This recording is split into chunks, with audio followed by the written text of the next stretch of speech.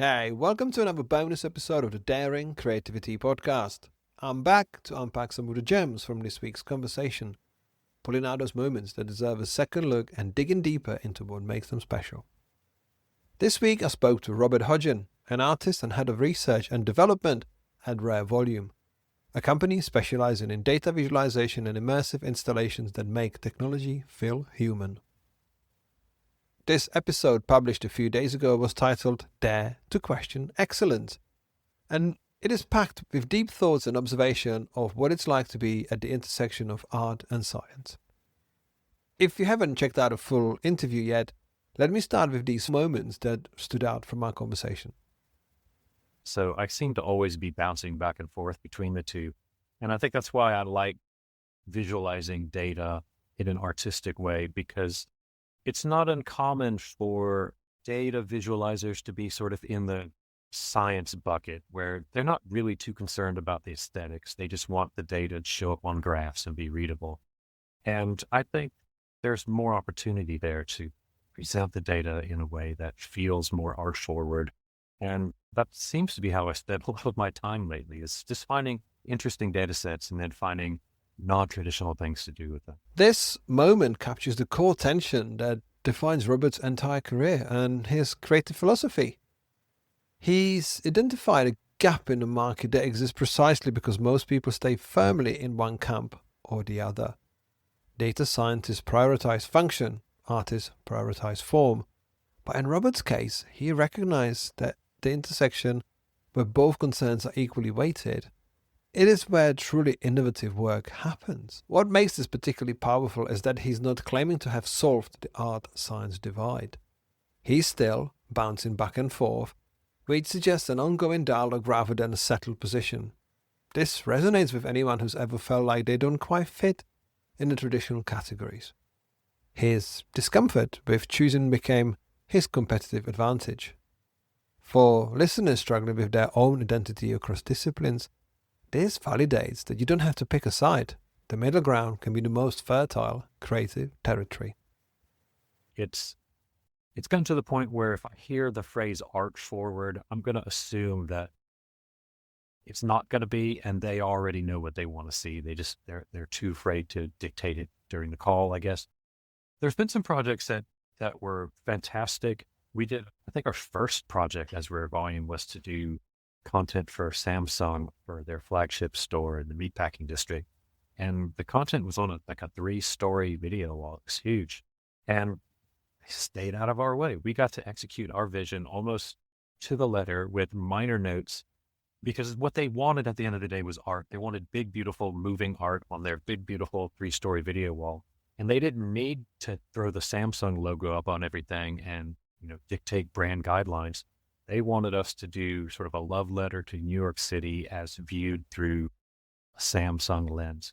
And so that was an example of a project that I think is up there with ones that I feel most strongly about. This is perhaps the most universally relatable quote for anyone working in the creative industry.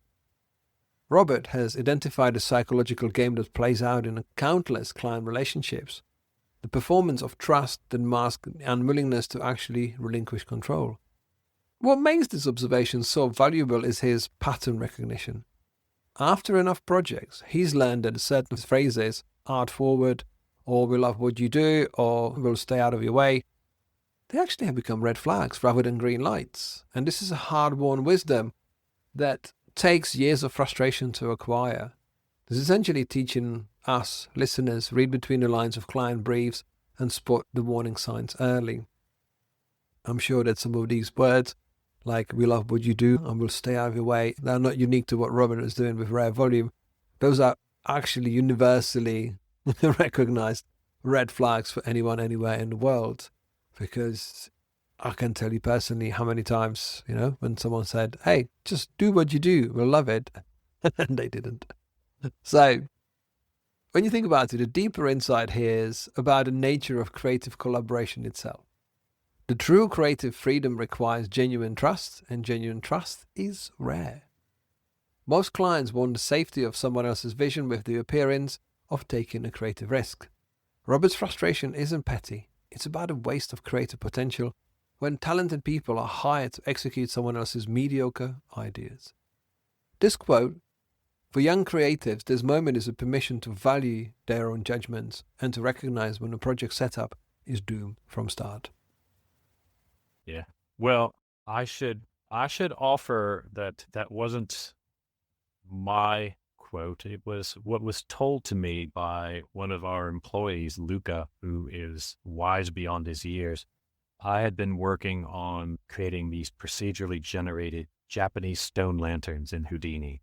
And it was a couple months in, and it was starting to get to a point where I felt really excited about it because I was procedurally growing moss and all sort of the shady bits and making the surface look really weathered and cracked. And it's a lot of fun. And then I would hit, render and then go to sleep. And I'd come back the next morning and see if it looked okay.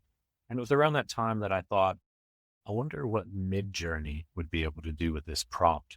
So I typed in, aged Japanese stone lantern, moss, whatever, and immediately got back 4 beautiful Japanese stone lanterns of all different designs. And it made me angry. I didn't know what to think about this because the desire to continue working on my version of it evaporated. It's like, why would I spend the time now when it's going to be so easy to jump to the end, like reading the last page of a book? You don't then want to read the book because you know what happens. So Midjourney showed me the end of my journey for this particular project. And it was really frustrating to me because I was really excited by the project until I saw that AI can generate good results pretty quickly without any of the struggle. So I remember sending Luca a few of these Midjourney outputs because he had been paying attention to what I'd been working on. And I simply typed out the words, why bother?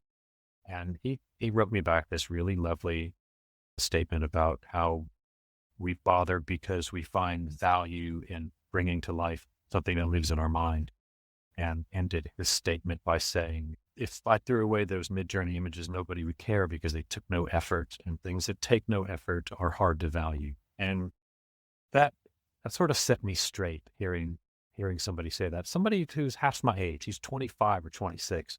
He talked me off of an interesting ledge because it made me realize that I need to appreciate the journey and not be too focused on the destination, because the journey is the fun part. So,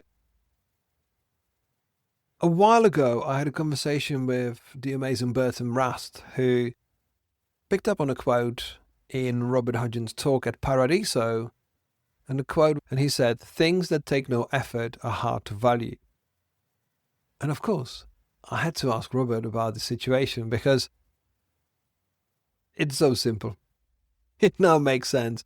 When you think about what you've seen today, or what you've seen some AI wizard create and shared as if it's the next masterpiece on LinkedIn or wherever, it's hard to value because you can start questioning the process. You start questioning what's actually, gone into the process. Because in Robert's moment, he really captures the most important creative question of our current moment.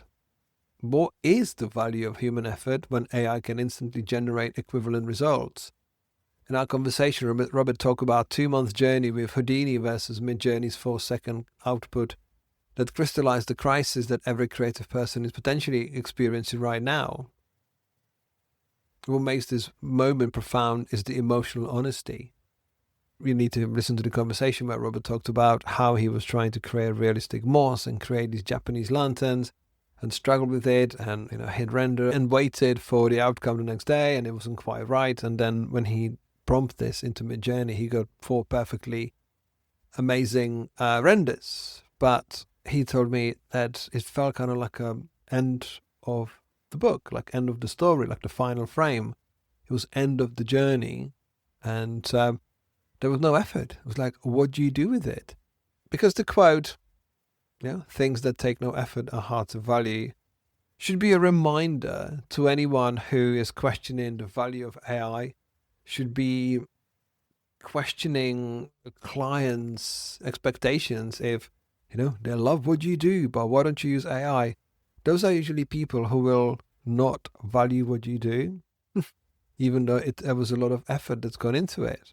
So I just love that moment because it just summarizes the whole idea of the episode. The episode was titled Dare to Question Excellence. And there is time and place, and there will always be time and place to strive for excellence and to create extraordinary stuff. That is result of, month-long processes, because we justify the time with something that is out of this world rather than regurgitated mid-journey render. Thank you for joining me on this episode. I hope you check out the full interview with Robert Hodgin, and I look forward to seeing you on the next one. If you enjoyed this episode and would like more accessible resources to help you discover your daring creativity, you can pick up one of my books on themes of mindful creativity, creative business, branding, and graphic design. Every physical book purchase comes with a free digital bundle, including an ebook and audiobook, to make the content accessible wherever you are and whatever you do. To get 10% off your order, visit novemberuniverse.co.uk and use the code podcast. Have a look around and start living daringly.